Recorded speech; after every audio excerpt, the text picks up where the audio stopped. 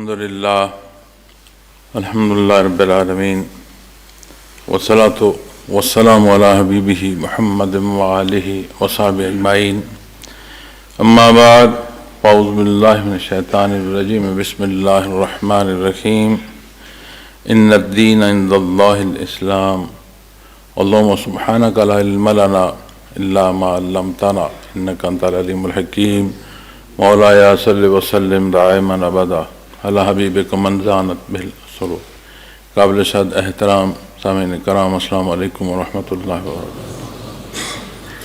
الحمدللہ اللہ کریم کا احسان ہے کہ اللہ جل شانہ نے دارالعرفان میں اس اجتماع کا انعقاد اور اس کی حاضری ہم سب کو نصیب فرمائی۔ بیشتر اس کے کہ میں جو بیان یا جو گزارشات پیش کرنا چاہتا ہوں، میں نے یہاں بیٹھتے آپ کا جو جنرل کونسل کا ایجنڈا ہے اسے دیکھا، اور میری کوشش ہوتی ہے کہ کوئی ایجنڈا یا کوئی نقطہ ایسا نہ ہو جو اس سے پیشتر میری نظر سے نہ گزرا ہو، لیکن یہاں بیٹھ کے پھر جب ان نکات کو دیکھتا ہوں تو مقصد یہ ہوتا ہے کہ ان نکات میں سے کون سا ایسا نقطہ ہے جسے مزید اجاگر کیا جائے۔ اور بیان سے پہلے اس پر چند گزارشات پیش کر دیتا ہوں۔ آج جو میں نے یہ نکات دیکھے تو میں نے پیشتر بیان کے کچھ گزارش کرنے کے، چونکہ جو نقطہ یا جو حصہ اجاگر کرنا چاہتا ہوں وہی آج کا میرا بیان بھی ہے۔ آج دسمبر کی 8 تاریخ ہے۔ حضرت جی رحمۃ اللہ تعالیٰ علیہ، اللہ کریم درجات بلند فرمائے، 7 دسمبر آپ کا وصال ہے۔ ہمارے ماہ و سال قمری ہونے چاہیے لیکن ہیں نہیں۔ گفت و شنید، تحریر و تحقیق بالعموم اس میں عیسوی جو سال ہے یہی شمار ہوتا ہے۔ تو شام جب میں دارالعرفان کی طرف آ رہا تھا تو وہ وقت تھا چونکہ حضرت رحمۃ اللہ علیہ کا وصال مبارک مغرب کے بعد، قریب مغرب کے لیکن مغرب کے بعد ہوا۔ تو جب میں دارالعرفان کی طرف آ رہا تھا تو یہ وہ وقت تھا کہ جس وقت آپ کا وصال ہو چکا، اور آپ کا وصال ہو چکا تو شاید ہی کوئی ایسا فیملی ممبر یا ساتھی کہ جو ان تمام امور میں ساتھ ہو اور وہ کھڑا رہے۔ ایک فطرتی عمل ہے، ایک دکھ اور تکلیف ہے کہ جو کچھ اللہ کریم کا نظام ہے اس نے ہونا ہے، جیسا اس نے پسند فرمایا ویسا ہونا ہے، جب اس کا حکم ہونا ہے اس وقت ہونا ہے۔ تو میں اس کیفیت کو یاد کر رہا تھا۔ آج جب میں سوچتا ہوں کہ 7 سال گزر گئے، لیکن وہ لمحات، چند لحظے کو جو سوچے تو ابھی تک دل نہیں کرتا کہ کسی سے بندہ کو گفتگو کرے۔ اللہ کریم قادر مطلق ہیں، غفور الرحیم ہیں، معاف فرمانے والے ہیں، رحمت فرمانے والے ہیں۔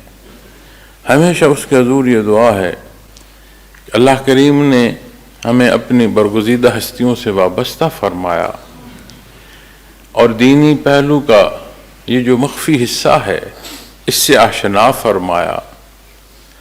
ہمیں اپنی رضا اور اپنے قرب کا راستہ اللہ نے عطا فرمایا کہ اللہ کریم اس راہ پر مسافر ہونا جو اس نے عطا فرمایا، اس پر استقامت عطا فرمایا۔ دوسرا پہلو جو میں ذاتی طور پر دیکھتا ہوں وہ یہ ہے کہ یہ بہت بڑی ذمہ داری ہے، بہت نازک ذمہ داری ہے اور نازک ترین ایک امانت ہے، چونکہ یہ معاملہ دین کا ہے، اور دینی معاملہ میں صرف ذات نہیں ہے، اجتماعیت کے پہلو ہیں، وگرنہ ہر ایک مکلف ہے، ہر ایک کو اللہ کریم نے حق کی دعوت، دین اسلام کی دعوت عطا فرمائی ہے۔ قرآن کریم نے ہر مکلف کو مخاطب فرمایا ہے۔ عالمین کے لیے قرآن کریم جہاں باعث رحمت ہے وہاں باعث ہدایت ہے، انہیں راہ دکھاتا ہے، ان کی احتیاج پوری فرماتا ہے۔ تو جب ذاتی حیثیت کی بات آتی ہے تو اس کا سوال اور جواب ذاتی حیثیت کا ہوتا ہے، لیکن معاملہ جب اجتماعیت میں داخل ہو جاتا ہے تو پھر سوال و جواب کی نوعیت بھی اور نازک ہو جاتی ہے۔ اس راہ کا مسافر ہونا، ان ذمہ داریوں میں سے گزرنا، جہاں نازک ہے وہاں اللہ جل شانہ کی ذات سے ایک ایسی امید بھی بند جاتی ہے کہ جہاں مخلوق خدا کا دخل ہوگا، جہاں اللہ کریم کی برگزیدہ لوگوں کی راہ ہوگی، اس راہ کا مسافر ہونا اللہ کریم مہربانی فرما دیں اور اس کے کرم اور احسان سے بخشش کا سبب ہو جائے۔ تو جہاں اس کی نزاکت ایک احساس دیتی ہے، وہاں ایک ڈھارس بھی بن جاتی ہے کہ مخلوق خدا میں جب دین کا کام ہوگا تو جتنی بھی خطائیں، کمزوریاں، گناہ ہیں، اللہ کریم کی رحمت تو وسیع ہے۔ تو شاید یہی جو قدم اٹھانے ہیں، یہی جو ٹوٹے پھوٹے لفظ بولنے ہیں، بخشش کا سبب ہو جائے۔ تو میں اس 7 سال کے عرصے کو جب دیکھتا ہوں تو یہ نہیں سمجھ آتی کہ یہ وقت کیسے گزرا، اور یقیناً جب بندہ آنے والے وقت کو دیکھتا ہے تو اسے انتظار لمبا لگتا ہے۔ جہاں سے گزر جاتا ہے ان گزرے اوقات کو دیکھے تو لگتا ہے اسے پل بھر تھا۔ تو قرآن نے حق فرمایا ہے کہ شاید دن بھر یا کوئی دن کا کچھ حصہ رہے ہو، یقیناً روز محشر یہ ساری زندگی ایسی ہی محسوس ہوگی کہ جانے کب آئے تھے اور کب یہ راستہ جو ہے، یہ کٹھن راستہ جو ہے کٹ گیا ہے۔ تو میں نے آج کا جو ایجنڈا ہے اس میں سے جو نقطہ عرض کرنا چاہتا ہوں وہ یہی حصہ ہے کہ جو یہ امانت ہمیں نصیب ہوئی ہے، اس کے حصول سے، اس کے راہ کا مسافر ہونے سے، ان تمام پہلوؤں میں ہم اپنا جائزہ تو لیں۔ ہر ایک کی محبت کا تقاضا یا اس محبت کے اظہار کا انداز مختلف ہو سکتا ہے، لیکن یقیناً حد شرعی کے اندر رہتے ہوئے، اور جب ہم اپنے معاشرے کا جائزہ لیتے ہیں تو شرعی حدود و قیود کا خیال تو کوئی نہیں رکھا جاتا، لیکن اپنا جو احساس ہے اس کے اظہار کے لیے جانے کون کون سے اور کیا کیا انداز اختیار کیے جاتے ہیں۔ لیکن بحیثیت سالک میں یہ سمجھتا ہوں، مجھ سمیت ہم تمام ساتھی جو سلسلہ عالیہ کے تمام ساتھی ہیں، خواتین و حضرات ہیں، جو لوگ منسلک ہیں، ہمیں اس وصال کی جو دن یا موقع اور اس کی یاد اور اس کا اظہار، کوئی پہلو آپ لے لیں، اس تمام میں ہمیں اپنی پرکھ کرنے کی ضرورت ہے کہ جو کچھ ہمیں بتایا گیا، جو کچھ سکھایا گیا، جس کی رہنمائی اللہ نے ہمیں عطا فرما دی، اس راہ میں ہم کہاں ہیں؟ جب سالک کہتے ہیں، جب مسافر سلوک کا ہونا یہ دعویٰ ہے، اس راہ کا مسافر کہاں ہے؟ اس کی زندگی تو گزر رہی ہے، یہ مسافت بھی ساتھ طے ہو رہی ہے یا نہیں ہو رہی؟ میں نے پوری کوشش کی ہے، اللہ کمی بیشی مجھے معاف فرمائے، کہ حضرت جی رحمۃ اللہ تعالی علیہ نے کوئی حکم فرمایا، کوئی بات ارشاد فرمائی، آپ کے ساتھ رہنے والے لوگ، آپ کے خدام، آپ سے اظہار محبت کرنے والے، آپ نے جن سے شفقت فرمائی کہ کہیں کسی کو کوئی فرق نہ لگے. لیکن یہ دار البقاء نہیں ہے، فانی جہان ہے، اس نے ہمیشہ نہیں رہنا. تو کل من علیہا فان، ہر ایک نے اپنا وقت پورا کرنا ہے. تو انہی ماہ و سال میں ہم کتنے ہی وہ لوگ جو ہمارے درمیان تھے اور آج نہ ہیں. ابھی باہر جب میں سلسلہ عالیہ کے دورے کے لیے جا رہا تھا، ایک ضعیف بزرگ بیٹھے، میں بچپن سے انہیں دیکھتا آ رہا ہوں. تو میں نے ساتھیوں کو کہا کہ بابا جی کو بیٹھاؤ، یہ ہمارے پاس اب نشانیاں کم رہ گئی ہیں. تو بڑے ٹھیک ٹھاک تھے، بیٹھے گپ شپ کی، میں نے خیر خیریت پوچھی، بڑے خوش ہوئے. تو ابھی آیا ہوں تو فوت ہو چکے ہیں. اسی طرح جو ذمہ داران سلسلہ عالیہ کے مقرر فرمائے گئے، صاحب مجازین حضرات، تو ہر ایک نے اپنا وقت پورا کرنا ہے. اللہ کریم کمی بیشیاں معاف فرمائے، جانے والوں کو بخش دے اپنے کرم اور اپنے احسان سے. ہم جو دار دنیا میں ہیں، اللہ کریم ہم پر رحم فرمائے، ہمیں معاف فرمائے اور استقامت فی الدین عطا فرمائے. اس سارے ساتھ میں بہت سارے پہلو اور بہت ساری باتیں عام ہیں، لیکن اس سارے سفر میں کچھ پہلو ایسے بھی ہیں جو بالعموم پوشیدہ ہیں، اور میں یہ سمجھتا ہوں کہ میرا زاد راہ ہے. اللہ کریم مہربانی فرمائے اور عافیت سے یہ جو سفر ہے یہ کٹ جائے. تو میں نے آپ کے سامنے جو حصہ قرآن کریم سے تلاوت کرنے کی سعادت حاصل کی ہے، اس میں اللہ جل شانہ نے ارشاد فرمایا ہے، ان الدین عند اللہ الاسلام، یقیناً اللہ کے نزدیک دین حق صرف اسلام. انسانی زندگی جو بھی کوئی کہتا رہے، جو بھی کوئی دعویٰ کرتا رہے، کسی نہ کسی روش یا کسی نہ کسی نظریے کے تحت بسر ہوتی ہے. وہ نظریہ یا وہ روش اس نے ذاتی طور پر اختیار کی، میسر آئی، یا اس نے حق کو اپنا راہ ہونا قرار دیا. یہ وہ موضوعات ہیں جن پر بحث ہو سکتی ہے، لیکن یہ بات طے ہے کہ یہ مزاج انسانی اور فطرت انسانی میں ہے کہ اس نے کسی روش پر زندگی برس کرنی.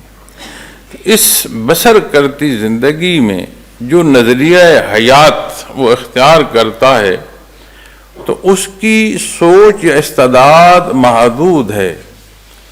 تو یقیناً وہ جو کچھ ذاتی طور پر سوچے گا، جو کچھ ذاتی طور پر طے کرے گا، وہ محدود بھی ہوگا اور اس میں اس کی پسند و ناپسند کا اثر بھی ہوگا. اور جب بندہ حق پر قائم نہیں ہوتا تو پسند و ناپسند جہاں بے شمار پہلوؤں میں گراوٹ اور نقصان کا سبب بنتی ہے، وہاں انسانی مزاج میں جو تکبر ہے اسے بھی تقویت کا سبب بنتی ہے.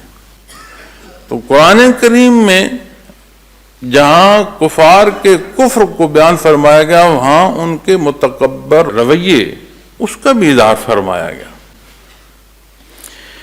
تو جب آپ کسی نظریے کی بات کرتے ہیں تو وہ کوئی نظریہ نہیں کہ جس میں تشنگی ہو، کہیں تو جواب دے اور کہیں وہ نظریات خاموش ہو جائیں، کہیں تو وہ نظریات درست فیصلہ کریں اور کہیں تو وہ نظریات جو ہیں لالچ کی بھینٹ چڑھ جائیں.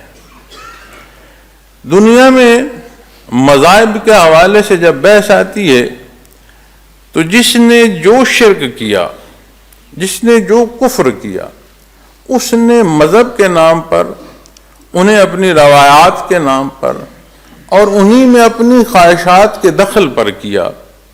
لیکن تاریخ انسانی شاہد ہے، اور ہمیں جو قرآن کریم نے تاریخ انسانی قرآن کلام ذاتی میں بیان فرما دیے جس میں کوئی شک اور کوئی شبہ نہیں، جس کی ہماری ضرورت کے مطابق جو وضاحت ہے، جو اس پر روشنی احادیث مبارکہ میں ارشاد فرما دی گئی، وہ ہماری ضرورت کے لیے کافی ہے۔ نہ صرف ہماری ضرورت کے لیے کافی ہے بلکہ قیامت تک کے آنے والے جو لوگ ہیں ان کے لیے ایک رہنمائی کا سبب ہے۔ تو جب ہم تاریخ انسانی کا جائزہ لیتے ہیں تو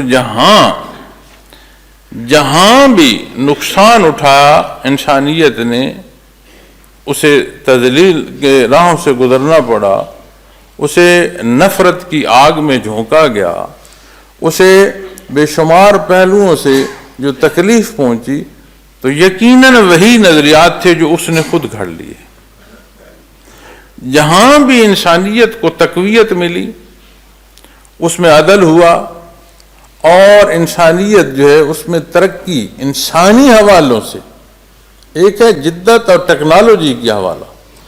تو اگر جدت اور ٹیکنالوجی کو دیکھا جائے تو جو قدیم زمانے میں فرعونیت ہے اسے قرآن کریم میخوں والا بیان فرماتا ہے، خزانے والوں کا ذکر فرماتا ہے، اور قوت کا زمین پر جو قائم قوت ہے ان کے حوالوں سے بیان فرماتا ہے۔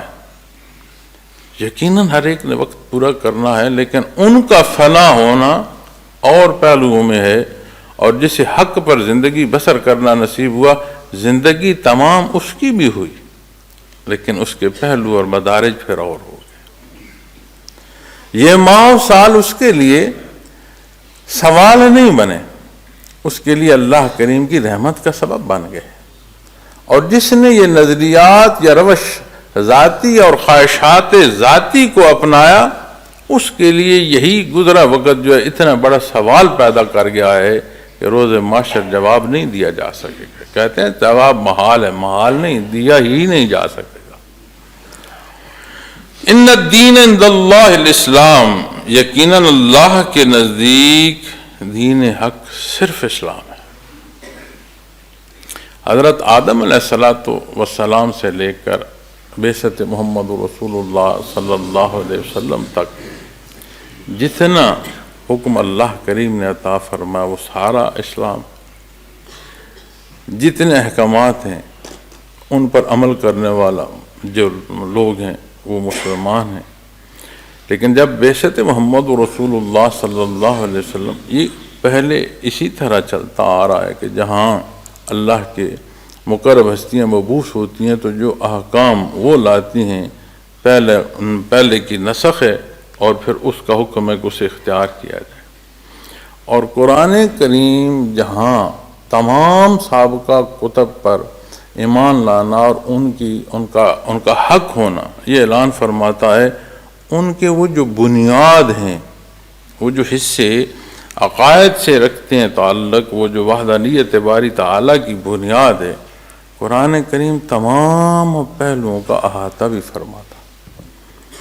اور قرآن کریم کا اقرار وہ جو اصول اور ضابطے احکامات کے علاوہ عطا فرمائے گئے تھے، ان تمام پہلوؤں پر وہی تسلسل عطا فرماتا ہے، چونکہ جو حصے اللہ کریم نے خبر کے متعلق عطا فرمائے وہ تو بدل نہیں سکتے۔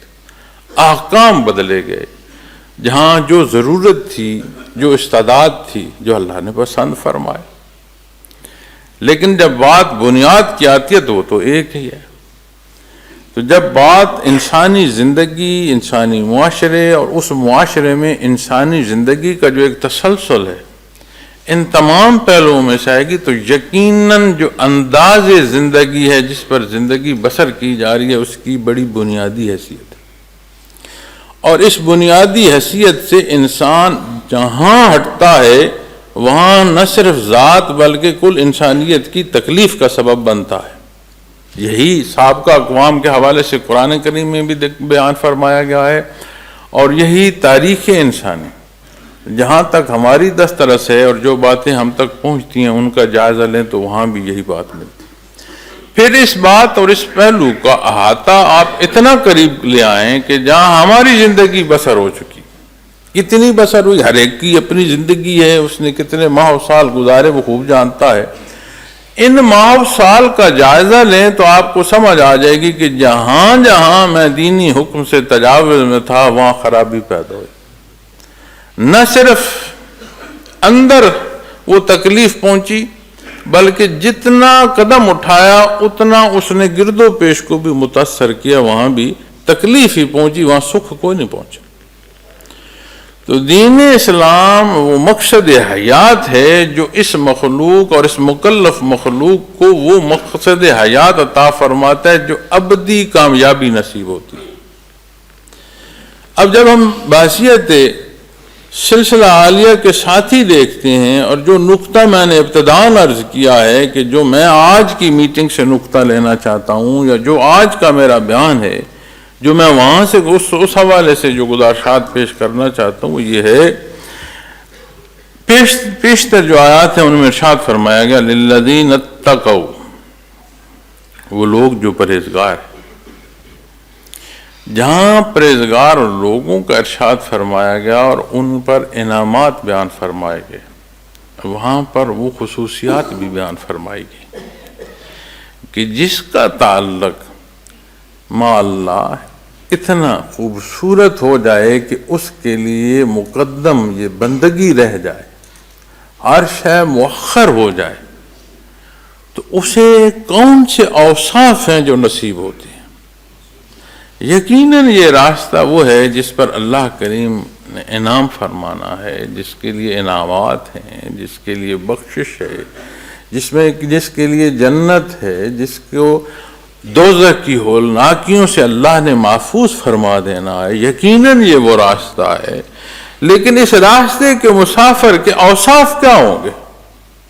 ہم بات کرتے ہیں معافی کی، یقیناً بہت بڑی بات ہے، اللہ توفیق دے معافی کی، کیونکہ جہاں انسان معافی مانگ رہا ہوتا ہے معزز سامعین کرام، وہاں وہ اپنے گناہ گار اور خطا کار ہونے کا اقرار بھی کر رہا ہوتا ہے، کیونکہ معافی کا جو مانگنا ہے یہ اپنی کمزوریوں کا اظہار بھی تو ہے۔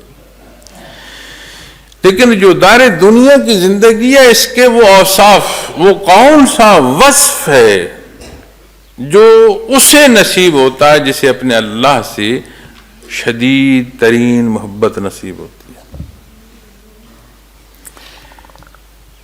فرمایا پہلی بات تو جو اپنی طرف دیکھتا ہے، عرض کرتا ہے الذین یقولون ربنا اننا آمنا فاغفر لنا ذنوبنا وقنا عذاب النار۔ اب بحثیت سالک دیکھیے گا، اتنے سال ہو گئے ذکر کرتے ہوئے، اتنے لطائف اور اتنے مراقبات سے گزر گئے، اب اتنا میرا جو مقام ہے وہ تو ہوگا۔ اس نقطہ نظر کو ذہن میں رکھیے۔ پھر اس آیہ کریمہ میں جو دعا عطا فرمائی جا رہی ہے، جسے قرب الہی نصیب ہو رہا ہے، اسے کیا عطا فرمایا جا رہا ہے؟ اور یہ آیہ کریمہ جو پہلی آیہ کریمہ ہے جہاں ارشاد فرمایا گیا للذین اتقوا عند ربہم جنات تجری من تحتہا الانہار خالدین فیہا وازواج مطہرۃ ورضوان من اللہ، جہاں اس کیفیت کا جو متقی کی ہے وہ بیان فرمایا گیا، وہاں اس کی بخشش کے ساتھ وہ انعامات بھی بیان فرمائے گئے ہیں جو اسے ابدی نصیب ہوں گے۔ اور جو حصہ فرمایا گیا ہے کہ وہ جو اسے نصیب ہوں گے، جو اللہ اس پر انعام فرمائے گا، واللہ بصیر بالعباد، ہر شے اس کے حضور حاضر ہے۔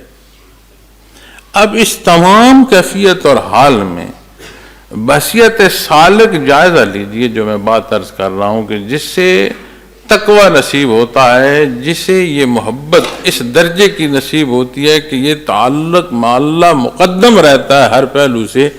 الذین یقولون ربنا اننا آمنا فاغفر لنا ذنوبنا وقنا عذاب النار، وہ کیا کہہ رہا ہے کہ میرے بڑے بلند منازل ہو گئے ہیں؟ وہ کیا کہہ رہا ہے کہ میں نے تو اتنے ماہ و سال لگا دیے ہیں اللہ پر، میں تو ایسے ایسے لوگوں میں بیٹھا ہوں، میں نے تو ایسی ایسی کیفیات سنی ہیں، میں نے تو ایسے ایسے مشاہدات سنے ہیں۔ وہ کیا کہتا ہے؟ وہ یہ نہیں کہتا، وہ کہتا ہے وہ لوگ جو کہتے ہیں اے ہمارے پروردگار دیکھو دعا میں بھی اپنا محتاج ہونا اور اس کی شان ربوبیت کا پہلے اقرار کر رہے ہیں، ذات اپنی نہیں پہلے لائے، شان ربوبیت کا اقرار کرتے ہوئے عرض کرتے ہیں بے شک ہم ایمان لائے، یقیناً تو نے احسان فرمایا، ہمیں نور ایمان نوازا، سو ہم کو ہمارے گناہوں سے معافی عطا کیجیے۔ ایک ہم مائگی کا اظہار کیا جا رہا ہے، یہ نہیں کہا جا رہا کہ ہم ایمان لائے ہیں تو ہم نے احسان کیا۔ قرآن کریم نے یہ بھی ارشاد فرما دیا، میرے حبیب نے بتا دو تمہارا ایمان لانا مجھ پر احسان نہ جتاؤ، یہ بھلائی تم اپنے ساتھ کر رہے ہو۔ تو بحیثیت سالک دیکھو جو متقی کی کیفیت ہے، وہ اسباق کو منازل میں نہیں پھنستا، ہر سبق ہر منزل اس کی ذات کی نفی کرتی ہے، اور اگر ذات بڑھ رہی ہے، اپنے ذات کے پہلو جو ہیں وہ بڑے محسوس ہو رہے ہیں، تو یہ کیفیت اور حال خطرناک ہے، یہ درست نہیں ہے، کہیں نقص آ گیا ہے، اس نقص کو دور کرنے کی ضرورت ہے۔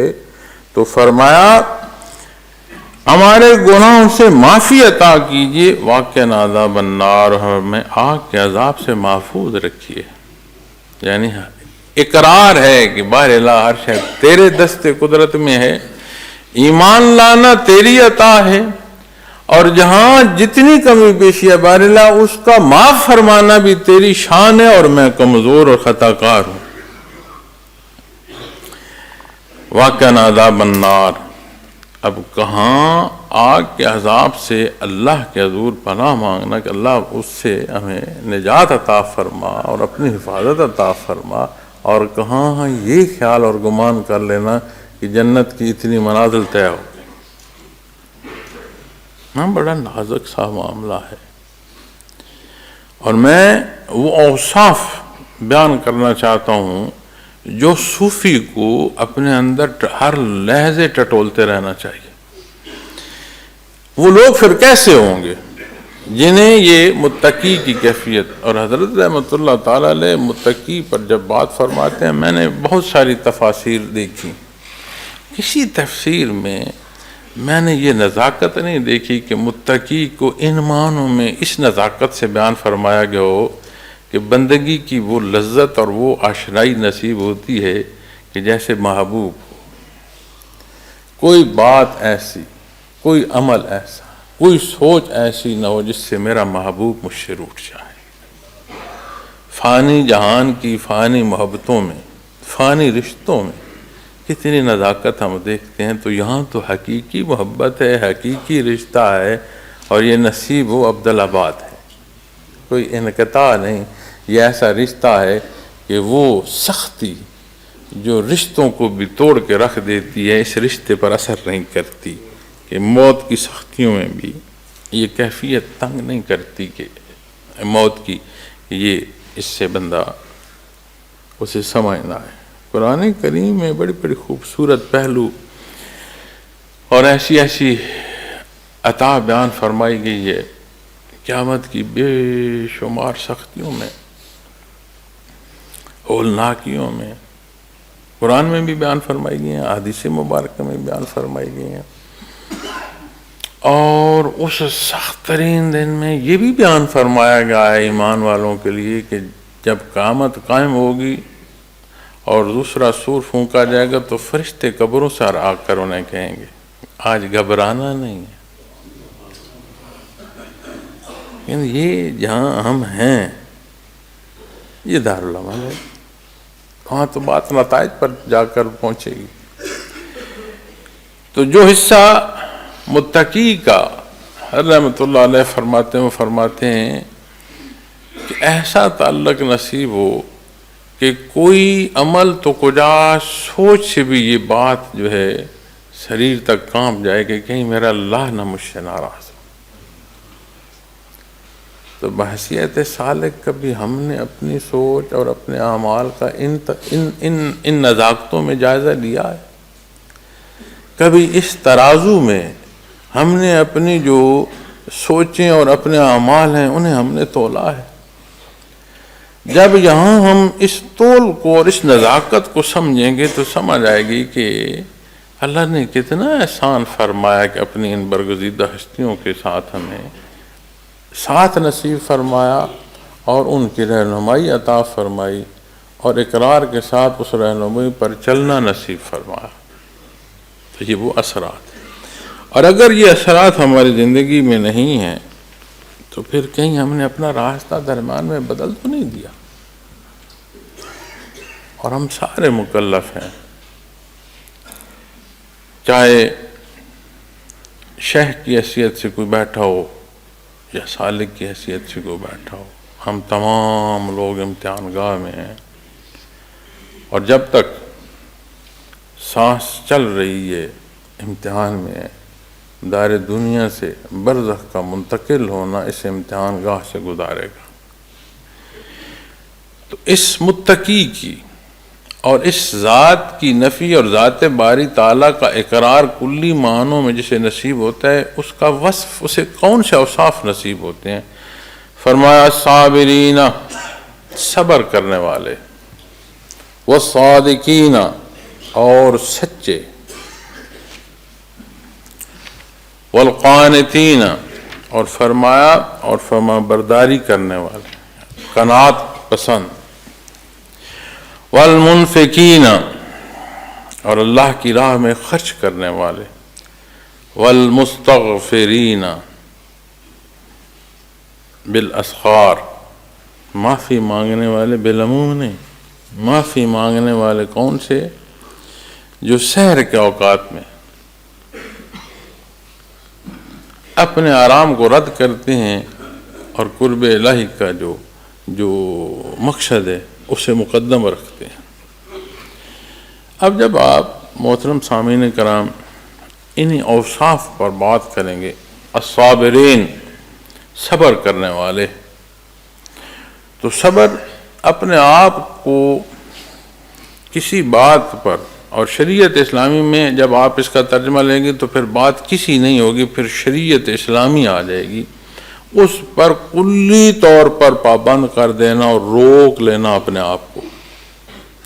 اب ہم صبر کے معنوں میں ایک حصہ لیتے ہیں کہ جو تکلیف ہوئی اسے ہم نے برداشت کیا، اور اس پہلو کو اگر آپ دیکھیں کہ جو حکم کی تعمیل کر رہے ہیں اس تعمیل میں بھی جو صبر ہے وہ مستقل مزاجی کے معنوں میں آئے گا کہ جو صالح عمل اختیار کر رہے ہو، ایک تو اپنے آپ کو روکنا ہے کہ تجاوز پر نہ جائے، دوسرا جو پہلو آئے گا کہ وہ جو حصہ نصیب ہے خوش بختی پر اس پر بھی قائم رہے کہ یہ اعمال جو ہیں زندگی میں ان پر پابند رہے کہ ان اعمال کو اپنے معاملات کو اپنی زندگی کا حصہ رکھے.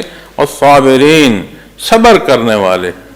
تو صبر کرنے والے کو اگر آپ اپنے معاشرے اور اپنی ضروریات، گرد و پیش کے حالات، اپنی خواہشات کتنے ہی پہلوؤں سے دیکھیں، یہ وہ وصف ہے جو متقی ہے. تقوی وہ کیفیت ہے جو بندگی کی بلندیاں ہیں اور بندگی کی جو ایک حال ہے. تو پہلا حصہ صبر کرنے والے. ہمیں اپنے مشائخ نے جو سکھایا، اس اللہ کا محاصل دیکھنا ہے، اپنے معاملات میں دیکھو. حضرت جی فرمایا کرتے تھے نا یہیں بیٹھ کر اسی منبر رسول پر کہ یہ جو منازل سلوک کی گفتگو کرتے ہو، منازل دیکھنے تو اپنے اعمال دیکھو. بہت سارے ساتھی گواہ ہوں. تو جب الصابرین دیکھتے ہو تو اس کیفیت کی جانچ پرکھو نا اپنی ذات پر. ہم دیکھیں کہ ان 7 سالوں میں جس پہلو پر ہمیں رہنمائی فرمائی گئی تھی، اس پہلو کے لیے جو ہم اللہ کر رہے ہیں، جو توفیق نصیب ہو رہی ہے، اس میں میری جو نیت اور میرے اعمال کیسے ہیں، کس قدر یہ حصہ مجھے نصیب ہوا ہے. الصابرین، جنت کا انعام عطا فرمایا گیا جو جنات تجری من تحتہا الانہار ہوگا. اس ہونے کے لیے ہے کیا؟ الصابرین، صبر کرنے والے۔ جسے صبر نصیب ہوتا ہے وہ اپنے آپ کو پابند کر لیتا ہے احکامات دین پر۔ اس کا اڑنا بچھونا احکامات دین ہوتے ہیں، وہ اپنی پسند کو اور ناپسند کو پابند کرتا ہے اللہ کریم کے حکم پر اور نبی کریم صلی اللہ علیہ وسلم کے اتباع۔ پھر جب ہم بات کیفیات قلبی کی کرتے ہیں تو جو شریعت ہے یہاں ہمیں یہ ایک تسلسل میں مل رہی ہے، یہ جو سلاسل ہیں، سلسلہ، یہ جیسے لوہے کی ایک چین ہوتی ہے نا، کڑی در کڑی جڑی ہوئی، اسے سلسلہ کہتے ہیں۔ تو یہ جو کیفیات کا تسلسل ایسے صدری علوم کہتے ہیں، یہ سینہ بہ سینہ منتقل ہوتی ہیں۔ اسی لیے کسی ایسے سینے سے، کسی ایسے دل سے منسلک ہونا پڑتا ہے کہ جسے یہ تسلسل نصیب ہو۔ اس میں بات اس ذات کی نہیں ہے، اس ذات کے لیے اہمیت اختیار کر جاتا ہے یہ پہلو کہ جو اسے نصیب ہے۔ تو جب بات اس کی آئے گی معزز سامعین کرام، تو اس تسلسل میں اور اس صدری علوم میں جب ایسے چلتے ہو تو پھر قلب اثر محمد رسول اللہ صلی اللہ علیہ وسلم تک رسائی نصیب،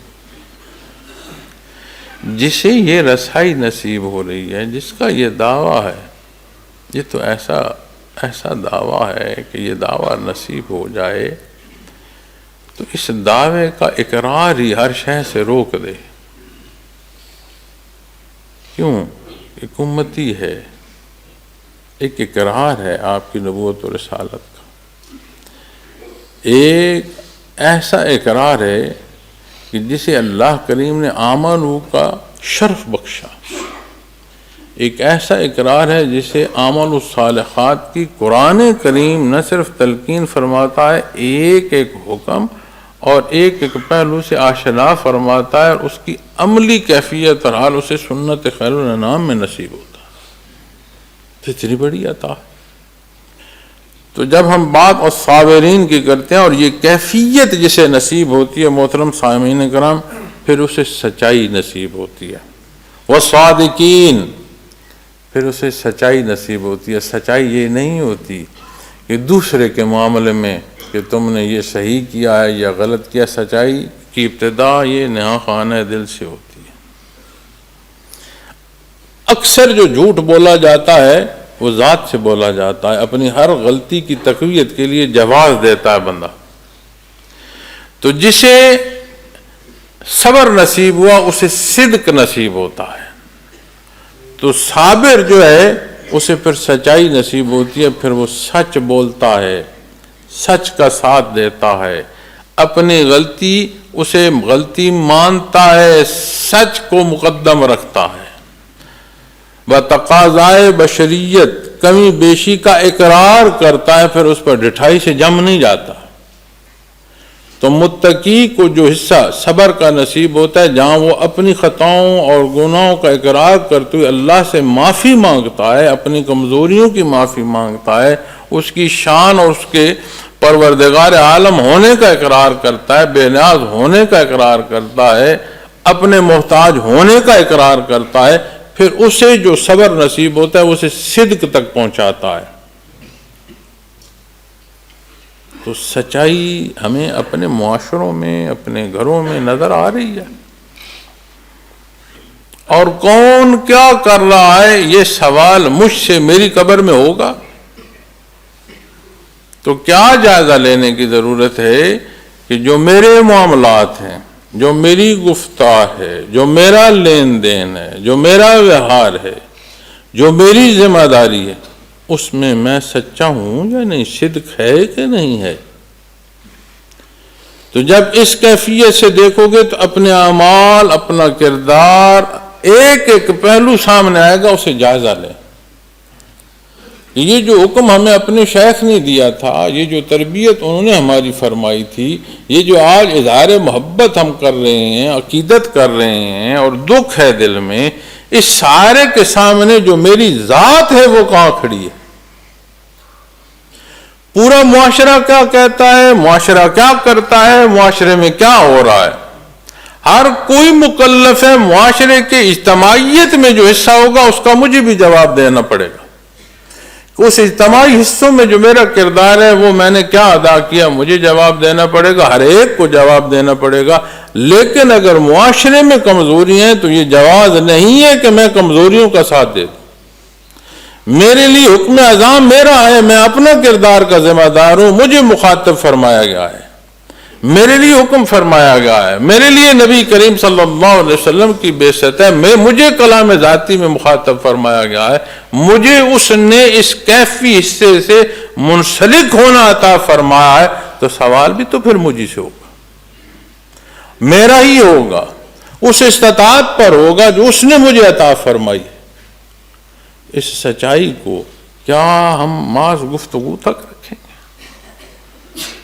ہر پہلو میں اسے یہ صدق نصیب ہوگا، والصادقین، یہ صدق نصیب ہوگا۔ آئیں اپنا جائزہ ہم لیں، ہمارے صبر کی کیا کیفیت ہے،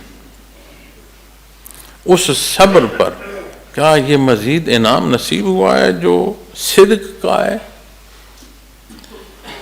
ہمارا بولنا، ہمارا لین دین، ہمارے فرائض، یہاں کی تربیت، لوگوں سے ملنا، کہیں لوگوں کی حیثیت کے مطابق یا جو دینی حکم ہے اس کے مطابق، جو میری ذمہ داری ہے اس کی ادائیگی، کیا اس میں صدق ہے؟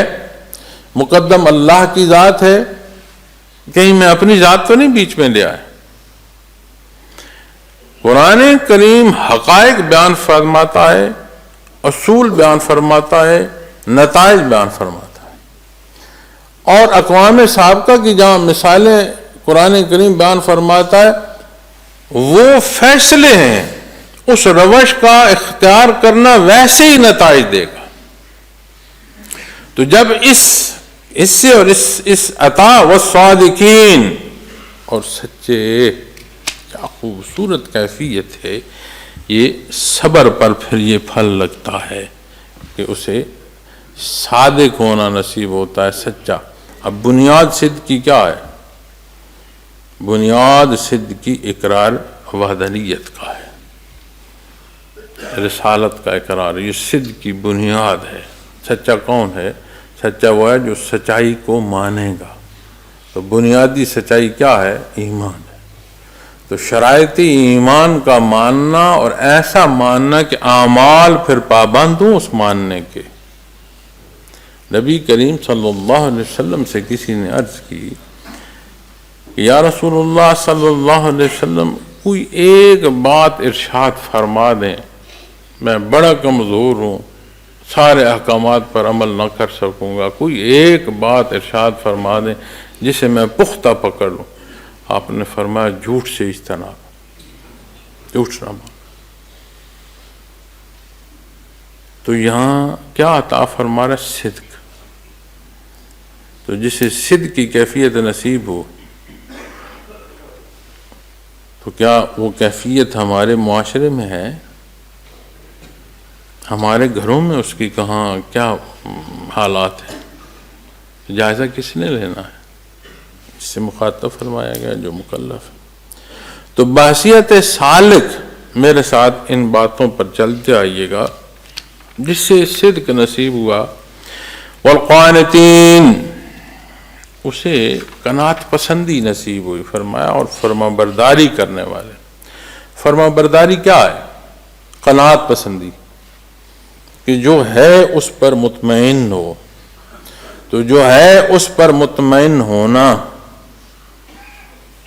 کہیں ہمارے اندر بے شمار پہلوؤں سے شکایات تو نہیں ہے، وہ کیوں ہے، یہ کیوں ہے، وہ کیوں نہیں ہے، فلاں کے پاس ہے میرے پاس نہیں، اس کی یہ حیثیت میری نہیں، اس کی یہ صحت میری یہ بیماری۔ کیا قناعت ہے ہمارے اندر؟ پھر یہ قناعت ہر پہلو میں اس کا اثر آتا ہے کہ قناعت جو نصیب ہوتی ہے، جو اس نے عطا فرمایا، جسے قانتین ہونا نصیب ہو، اسے شکر ادا کرنا نصیب ہوتا ہے، وہ مطمئن ہوتا ہے۔ جو ہے میرے اللہ کی طرف سے ہے، جو ہے یہی میرے لیے بہتر ہے، یہی میرے اللہ کا فیصلہ ہے، اور اسی پر مجھے قناعت کرنی ہے۔ اور قناعت کیا ہے؟ الحمدللہ رب العالمین، وہ جو عالمین کا پالنہار ہے، اس نے یہ کچھ عطا فرمایا، میں اس کا شکر گزار ہوں۔ جسے شکر گزار ہونا نصیب ہو جائے، بہت بڑی دولت اسے میسر آ گئی۔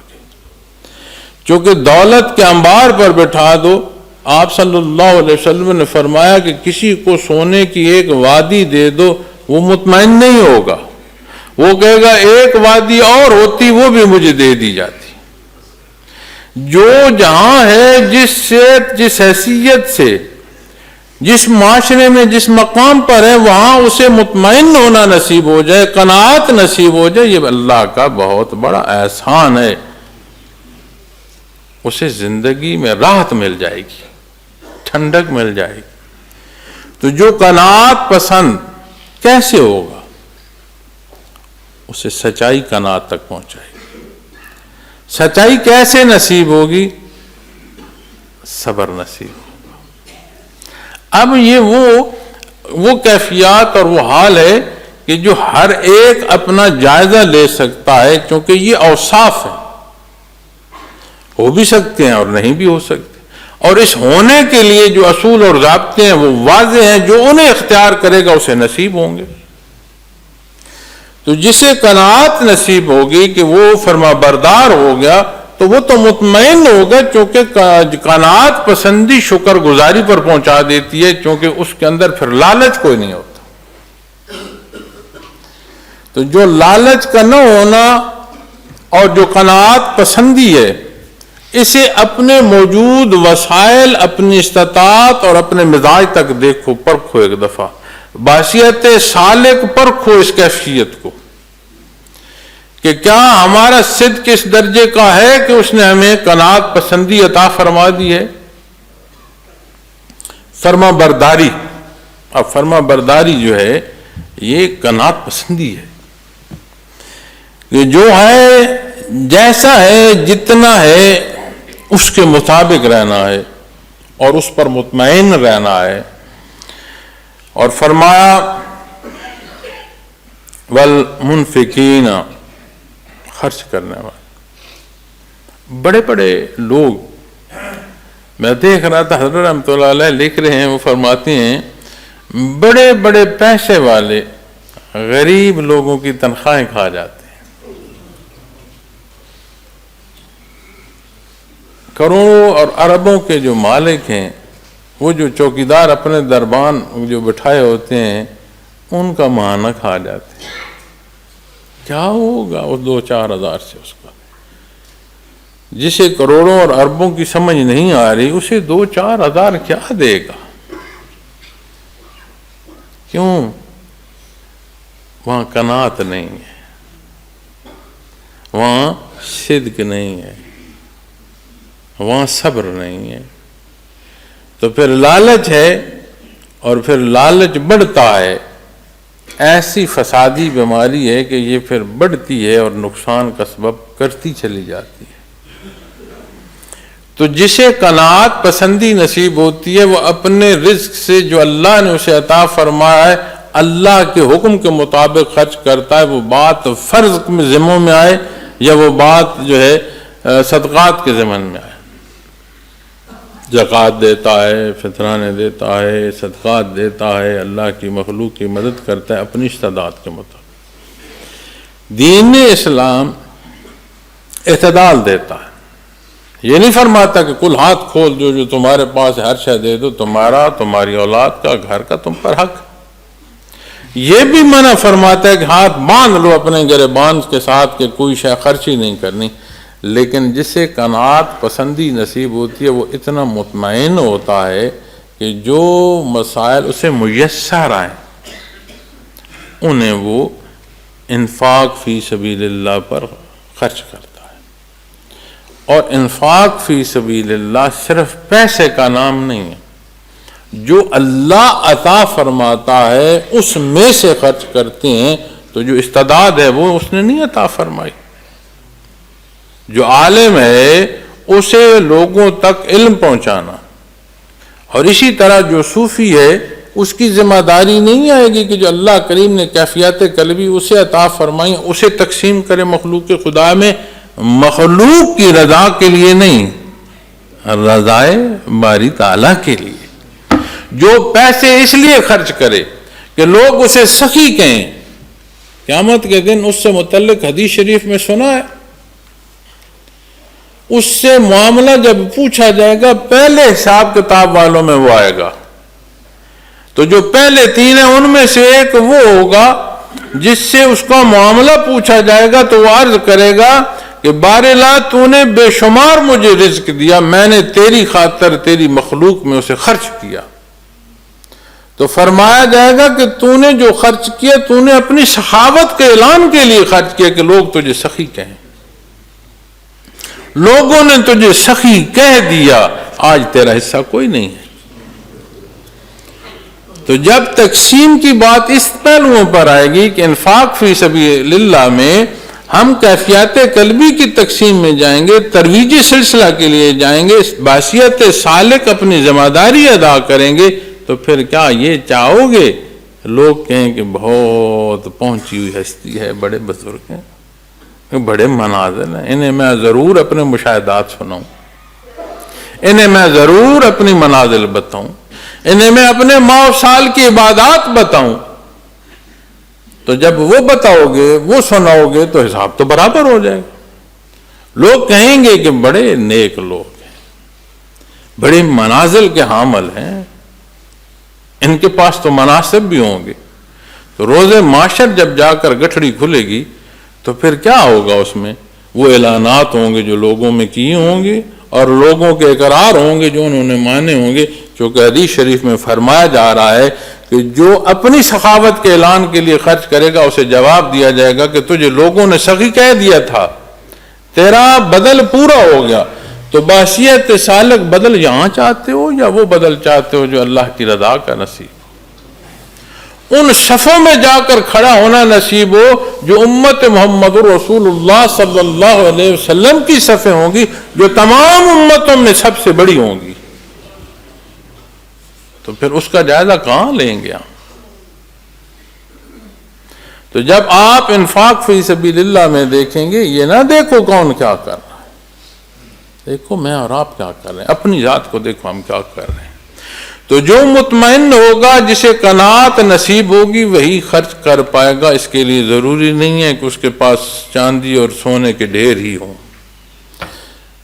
چاندی اور سونے کے ڈھیروں پر بیٹھا ہوا پھر لالچ میں پڑا ہوتا ہے، اور کسی نہ کسی غریب کا پھر کوئی نہ کوئی شے وہ لوٹ رہا ہوتا ہے۔ اپنے معاشرے میں ہم دیکھتے ہیں، قناعت پسندی نہ ہو تو حرص اتنی بڑھ جاتی ہے کہ وہ حواس باختہ کر دیتی ہے، ایسے ایسے الفاظ، ایسے ایسے اعمال، بندہ رشتے بھول جاتا ہے۔ ہم روز اپنے معاشرے میں دیکھتے ہیں کتنا خوبصورت رشتہ ہے بہن اور بھائی کا، روز باتیں سامنے آتی ہیں کہ جی بہن کا حصہ نہیں دیتے، وہ جو رشتہ تیرے تحت آتا ہے کیوں نہیں اس کا حصہ تو دیتا؟ قناعت پسندی نہیں ہے۔ جب قناعت پسندی نہیں ہے تو پھر حرص ہے، جب حرص ہوگا تو وہ حرص اندھا کر دے گا، اس اندھے کو پھر نظر نہیں آ رہا کہ میری ذمہ داری ہے کہ میں اس کے سر پر ہاتھ رکھوں، بجائے اس کے کہ اس کی معاملت کرے، اس کا حق بھی کھائے جا رہے۔ اور جسے یہ خرچ نصیب ہوتا ہے، ہر پہلو سے میں نے عرض کیا کہ صوفی کا لوگوں کو اللہ اللہ سکھانا بھی انفاق فی سبیل اللہ میں آتا ہے، تو جسے یہ انفاق نصیب ہوتا ہے پھر اسے ایک اور بڑی خوبصورت کیفیت نصیب ہوتی ہے۔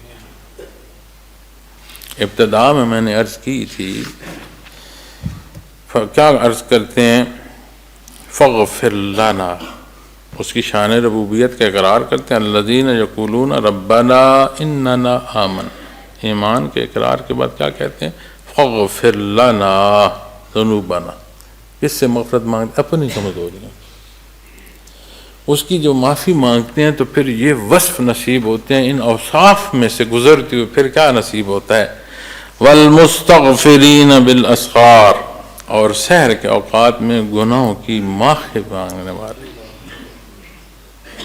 ابتدا بھی وہ عجز نصیب ہوا، اور ان اوصاف کے بعد یہ نہیں ہے کہ مجھ جیسا کوئی نہیں ہے، وہاں جا کر پھر اسے معافی کے لیے توفیق نصیب ہو رہی ہے۔ اور کس وقت؟ جس وقت لوگ اپنے نفس کی جو ہے تقویت کے لیے انتہائی اس آرام دہ کیفیت میں، اس انتہائی آرام دہ کیفیت وہ رد کرتا ہے، اور سحری کے اوقات میں اس کے حضور سر بسجود ہوتا ہے، اس کے کلام کی تلاوت نصیب ہوتی ہے، اس کے نام کا ذکر نصیب ہوتا ہے، اس کے حبیب صلی اللہ علیہ وسلم پر درود و سلام نصیب ہو رہا ہے، اور وہ ایسا وقت ہے جو نفس کو بھی مارتا ہے، اور ایک ایسا وقت ہے کہ جس میں ایک تخلیقی کیفیت بھی بندہ محسوس کرتا ہے۔ اور حضرت رحمۃ اللہ تعالیٰ علیہ بڑی خوبصورت بیان فرماتے ہیں بات، مطالعہ کیا کریں، اسرار التنزیل، اکرم التفاسیر، اکرم التراجم، مطالعہ کیا کریں۔ اور اس کا اچھا طریقہ جو ہے وہ یہ ہے کہ ایک حصہ طے کر لیں جتنا آسانی سے پڑھ سکتے ہیں، تو جب تلاوت کریں ساتھ ترجمہ دیکھ لیں، جب ترجمہ دیکھیں تو بے شک مختصر رکھ لیں لیکن ایک مسلسل عمل رکھیں، اتنی تفسیر دیکھ لیں۔ تو آج تو وہ جتنا سارا کچھ ہے وہ سارا آپ کو اس کی اپنی موبائل اسکرین پر میسر آ سکتا ہے، لیکن کوشش فرمائیں کہ تلاوت قرآن کریم جو ہے وہ قرآن کریم سے کی جائے، اگر کوئی بہت مجبوری ہو سفر و حضر کی، لیکن قرآن کریم کی اپنی برکت ہے۔ میری عادت ہے کہ جب بھی میں نے بیان کر لوں قرآن کریم سے بیان کرتا ہوں، اور آیت کریمہ تلاوت نہ بھی کرنی ہو نا، تو جس دن قرآن کریم ایسے میرے سامنے نہ لگتا ہے کچھ چیز بھول گیا ہوں، کچھ چیز رہ گئی ہے، سمجھ نہیں آتی، تو قرآن کریم بند کر کے بھی سامنے رکھ دوں تو اس کی برکت میں محسوس کرتا ہوں اپنے بیان کے لیے۔ تو ایک حصہ ایسا طے فرما لیں کہ جس میں قرآن کی تلاوت نصیب ہو، اسے دیکھنا، اسے چھونا، اسے پڑھنا، ہر پہلو سے برکت ہے، ہر پہلو سے اجر اور ثواب ہے۔ تو جب بات آتی ہے نا نکات، ان کا اجاگر کرنا، ان کی نشاندہی کرنا، یہ بھی بڑا نازک سا اور عجیب خوبصورت سا پہلو ہے۔ تو حضرت فرماتے ہیں کہ جو پھل ہوتا ہے نا وہ اسی درخت کا بیج بھی ہوتا ہے۔ اعمال یہ لکھ کے نا یہ اوصاف، تو آپ دیکھیں یہ اوصاف جو نصیب ہو رہے ہیں، صابر ہے، صادق ہے، فرما قانتین، منفقین، اسے کیا نصیب ہو رہا ہے؟ والمستغفرین بالاسحار، اور سحر کے اوقات میں گناہوں کی معافی مانگنے والے۔ وہ جس نے اپنی کم آئیگی کا اظہار کیا، اسے ان تمام کیفیات کے بعد کیا نصیب ہوا؟ سحری کے وقت وہ اللہ کے حضور درخواست کر رہا ہے، عبادت کر رہا ہے، معافی مانگ رہا ہے۔ وہ فرماتے ہیں کہ یہ جو صوفیاء کہتے ہیں تہجد پڑھا کرو، یہ جو ذکر اللہ ہے کہ تم فجر سے پہلے اللہ کی یاد کرو، وہ فرماتے ہیں یہ وہ بیج ہے جو واپس تناور درخت بنا دیتا ہے۔ یہاں یہ کیفیات آ رہی ہیں، صابر ہے، صادق ہے، قانتین میں سے ہے، منفقین میں سے ہے، پھر استغفار پر پہنچتا ہے۔ تو وہ فرماتے ہیں اسی لیے صوفیاء کہتے ہیں کہ صبح کا اہتمام کیا کرو، تہجد کا اہتمام کرو، ذکر کا اہتمام کرو۔ وہ فرماتے ہیں یہ وہ پھل ہے جو بیج ہے، اسی پھل میں بیج ہے۔ جب آپ آم کھاتے ہیں اس کی گٹھلی کو دبائیں تو واپس درخت ٹوٹ جاتا ہے۔ تو جسے یہ پھل نصیب ہو رہا ہے کہ اللہ کے حضور وہ گڑ گڑا رہا ہے، معافی مانگ رہا ہے، عز و انکساری کر رہا ہے، لوگ سو رہے ہیں وہ سر بسجود ہے، لوگوں کو ہوش نہیں اور وہ تڑپ رہا ہے اس کی محبت میں، وہ فرماتے ہیں اس پھل کو اختیار کر لو، یہ واپس جو تمہاری خصوصیات ہے تمہیں یہ نصیب ہونا شروع ہو جائیں گی۔ تمہیں اللہ کا حضور منفقین بھی نصیب ہونا شروع ہو جائے گا، قانتین بھی نصیب ہونا شروع ہو جائے گا، صادقین اور صابرین۔ وہ فرماتے ہیں کہ پھل میں پودے کا بیج ہوتا ہے، تو یہ جو تمہیں کیفیت نصیب ہو رہی ہے جس پر جا کر پھل لگنا ہے کہ تہجد کے وقت اس کے حضور سر بسجود ہو، اسے اختیار کر لو، واپس وہ اوصاف بھی نصیب ہونا شروع ہو جائیں۔ اللہ جل شانہ نے ارشاد فرما ان الدین عند اللہ الاسلام، یقیناً اللہ کے نزدیک دین حق صرف اسلام ہے۔ تو آج جو ہماری محبت ہے اپنے شیخ رحمۃ اللہ علیہ سے، جو ایک درد کی کیفیت ہے، اور جو ایک ان کا ہونا اور وہ ساتھ رہنا، اور ایک تشنگی کی کیفیت دار دنیا سے ان کا برزخ میں چلے جانا، اس کا سب سے جو بہترین پہلو ہے وہ یہ ہے کہ یہ جائزہ ہم اپنا لیں، یہ جس راہ کا وہ مسافر ہونا اللہ نے ان کی معیت میں ہمیں عطا فرمایا تھا، اس میں کہیں ہم کھو تو نہیں گئے۔ ان اوصاف کا جائزہ لیں اور کوشش فرمائیں، گرد و پیش کو چھوڑ دیں، کون کیا کر رہا ہے، معاشرے میں کیا ہو رہا ہے، دنیا میں کیا حدت پیدا ہو رہی ہے۔ ساری دنیا کی زندگی بڑی تھوڑی سی ہے عزیزان من، اور اس ساری تھوڑی زندگی میں ہماری جو اکائی ہے اس کی بہت تھوڑی ہے۔ کل خلق جو ہے، کوئی وہ شے جس کا عدد مقرر ہو وہ تھوڑا ہوتا ہے، وہ زیادہ نہیں ہوتا۔ کیوں؟ اس لیے کہ اس شمار نے آخر ختم ہو جانا ہے۔ قرآن کریم جب فرماتا ہے نا کہ یہ چاہتے ہیں کفار کہ ان کی زندگی 1000 برس ہو، تو اگر 1000 برس بھی ہو تو اس نے ختم نہیں ہو جانا۔ زیادہ وہ ہے جس نے نہیں ختم ہونا، وہ کوئی زیادہ نہیں جس کا عدد مقرر ہو۔ تو اس خلق کا عدد تو مقرر ہے نا جی، فرصت کا۔ تو کل جو خلق ہے اس میں پھر جو جس جگہ ہم بستے ہیں ہر ایک کو احاطہ کرتے پھر ذات پر لو، تو ہماری اکائی کا تو پھر ہونا بڑا، اور جو اس کا وقت ہے انتہائی قلیل ہو گیا۔ تو قوموں کی زندگی جو ہوتی ہے اس میں ماہ و سال نہیں گنتے، اس میں دہائیاں گنتے ہیں، صدیاں اور دہائیاں۔ چھوٹی جو اس کا عنصر ہوتا ہے وہ دہائی ہوتی ہے، بڑی جو ہوتی ہے وہ صدی ہوتی ہے۔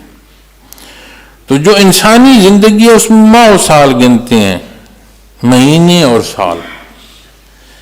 تو جب ہم معاشرے کو دیکھتے ہیں تو جو کچھ معاشرے میں ہو رہا ہے یہ قرب قیامت کی وہ نشانیاں جو احادیث مبارکہ میں بیان فرمائی گئی ہیں ہمیں کھلی آنکھوں نظر آنا شروع ہو گئی ہیں۔ اس لیے کہ لوگ کنویں میں چھلانگ لگا رہے ہیں، میں بھی کنویں میں چھلانگ لگا دوں، یہ فیصلہ درست نہیں ہے۔ حرام کھایا جا رہا ہے، میں بھی حرام کھانا شروع کر دوں، یہ فیصلہ درست نہیں ہے۔ جھوٹ کا سہارا لیا جا رہا ہے، میں بھی جھوٹ بولنا شروع کر دوں، یہ فیصلہ درست نہیں ہے۔ اللہ کی ذات کو چھوڑ کر مخلوق سے وابستگی اس لیے اختیار کی جا رہی ہے کہ میری ضروریات پوری کر دیں، یہ فیصلہ درست نہیں ہے۔ میں اپنی ذات میں ایسا کھو جاؤں کہ اپنی اولاد کا خیال اور ان کی پرورش بھول جاؤں، یہ فیصلہ درست نہیں ہے۔ تو اپنی ذمہ داری کا احساس کرتے ہوئے معزز سامعین کرام، اپنا گھر، اپنی ذات، اپنی وہ جگہ جہاں کا سوال ہم سے ہونا ہے جو ہمارے تحت ہے، جس کے ہم ذمہ دار ہیں، کسی کی کوئی نہیں مانتا، اس کی ماننے والا یہ وجود اس کا ہے، اس کے تحت یہ وجود ہے، اس کا حکم یہاں چلتا ہے۔ کسی کا حکم اولاد اور گھر پر چلتا ہے، کسی کا حکم عزیز و اقارب تک چلتا ہے۔ تو جہاں تک جس کا جو حکم چلتا ہے وہاں تک کا وہ ذمہ دار ہے، اور وہاں تک کے حساب کا اسے جواب دینا ہے۔ کون کیا کرتا ہے یہ غرض نہیں ہے، میں کیا کر رہا ہوں میری بنیادی غرض یہ ہے۔ تو بحیثیت سالک اپنا ذکر مضبوط فرمائیں، اپنے اوقات میں دیکھیں، طے فرمائیں اور مضبوط ذکر کریں، اور اللہ کا حکم ہے کہ اس کو یاد کیا جائے۔ اس لیے یاد کرو، اس لیے نہ یاد کرو کہ میں کیفیات محسوس کر رہا ہوں یا نہیں کر رہا ہوں۔ منازل فی ذات مقصود نہیں ہے، منازل کا لالچ بھی اس لیے ہے کہ قرب الہی کی بات ہے۔ ہر پہلو سے بات اللہ کی ہے، لیکن اصول اور ضابطہ وہ جو محمد رسول اللہ صلی اللہ علیہ وسلم نے دیا ہے، اس میں میری اور آپ کی پسند و ناپسند کا دخل نہیں۔ اپنے بچوں پر محنت فرمائیں، اس آگ میں جھونک کر ہم اپنی اولاد کو نہ جائیں، ان کے گلے پڑنے کی ضرورت نہیں ہے۔ جو ماحول دیا ہے اور جو پڑھائی کے انداز دیے ہیں، اب ان کے ساتھ سلیقے سے پیش ہو، اپنے گھر کو سنبھالو، اپنی جاب اپنے کاروبار میں جہاں ہو وہاں معلوم ہو کہ یہ امت محمد رسول اللہ صلی اللہ علیہ وسلم کا فرد ہے، جھگڑنے کی ضرورت نہیں، اپنا اچھا اور صالح کردار ادا کرو۔ کیا ہوتا ہے اللہ نے نہیں فرمایا، ان کے لیے بخشش ہے اور ان کے لیے وہ جنت ہے جس کی نہریں اس کے تابع ہیں، نہیں فرمایا؟ کیا نبی کریم صلی اللہ علیہ وسلم نے جو ارشاد فرمایا وہاں متزلزل ہو؟ جو ہوتا ہے ہونے دو، اپنے معاملات، اپنی سوچ، اپنے معاملات، اپنے اعمال جہاں جو استعداد ہے اللہ اور اس کے حبیب کے حکم کے مطابق بسر کرو۔ یہ تربیت کا محاصل ہے، یہ تصوف کا محاصل ہے، اللہ اللہ کرنے سے یہ اصول ہے۔ اور اگر ہم یہ حاصل نہیں کر رہے تو جنہوں نے ہمیں بتایا انہوں نے ہمیں کھرا اور سچا بتایا ہے، انہوں نے کوئی آمیزش نہیں ہونے دی، انہوں نے قرآن و سنت کے تحت بتایا ہے۔ اور میں گناہگار بھی جہاں تک مجھ سے ہو سکتا ہے کم علمی کے باوجود پوری کوشش کرتا ہوں کہ کوئی بات، کوئی پہلو، انداز ایسا نہ آ جائے کہ جو قرآن و سنت سے باہر چلا جائے۔ تو جب تک ہم اس حصے پر قائم ہیں تو یہ وہ پہلو ہے کہ جس کا اظہار محبت، اظہار عقیدت اپنے شیخ سے ایسا ہے کہ اس کے لیے صدقہ جاریہ ہو۔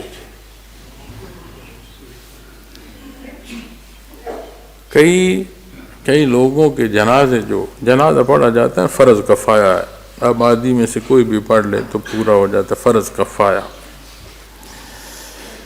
کہ جو فوت ہوا ہے اللہ کریم اس کے ساتھ معاملہ آسان فرمائے۔ لیکن کئی جنازے ایسے ہوتے ہیں جو جنازہ پڑھنے والوں کے لیے تقویت ہو جاتے ہیں۔ اب دیکھو، درود شریف پڑھنا، کیا دعا درود شریف پڑھتے ہو کہ نبی کریم صلی اللہ علیہ وسلم پر اللہ کریم برکتیں نازل فرمائے، آپ صلی اللہ علیہ وسلم کے درجات بلند فرمائے، آپ کی شان میں اضافہ فرمائے، یہی اللہ کے حضور دعا کرتے ہو نا۔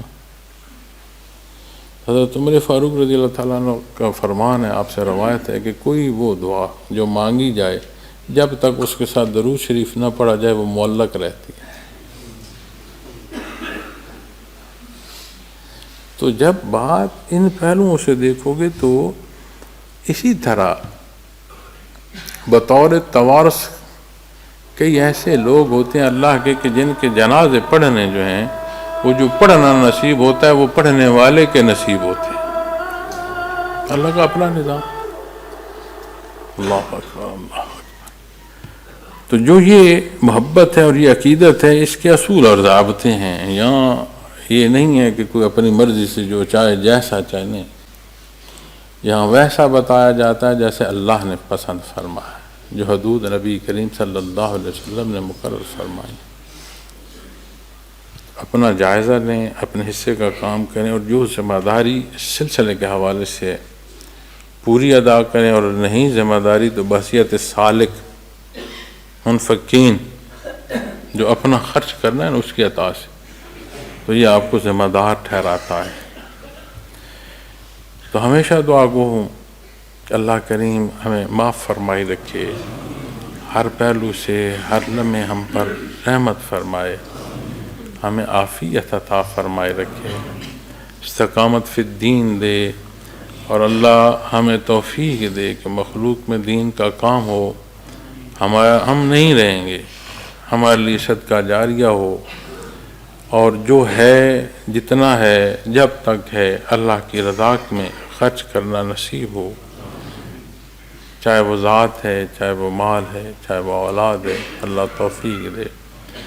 تو ہمارے حالات ہر آنے والے لمحے میں نازک ہو رہے ہیں بحیثیت قوم، بحیثیت ملک، اور پھر بحیثیت امت، چونکہ ہم اکائی ہیں، جہاں بیٹھے ہیں وہاں سے بات کرتے ہوئے امت تک جائیں گے نا۔ تو ہمارے حالات امت سے شروع کر کے اکائی تک لے کر آؤ، ہمارے حالات اچھے نہیں، کوئی دنیا کی زندگی کے معاملات ہمارے لیے عزت کے نہیں رہے، اور اگر یہ کہا جائے کہ عزت کے نہیں رہے تو میں یہ سمجھتا ہوں کہ اس سے یہ بہتر ہے کہ ہم نے نہیں چھوڑے، کیونکہ یہ ہمارا کردار ہے جو منعکس ہو کر اب ہم پر واپس آ رہا ہے۔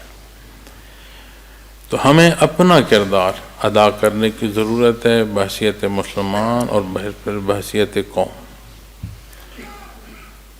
ایسی کوئی بات، ایسا کوئی عمل جس سے اپنے ملک اور قوم کا نقصان ہو رہا ہو، اس میں کوئی درستگی نہیں ہوگی، اس کا حصہ نہ ہو۔ ایسا کوئی عمل جو پوری امت کو تکلیف کا سبب بن رہا ہو، اس میں ہم نے حصہ دار نہیں ہونا، بھلے وہ الفاظ میں سے ایک لفظ ہی ہو جو میں نے بولنا ہے یا کہیں لکھنا ہے، ایسا کوئی عمل نہ ہو۔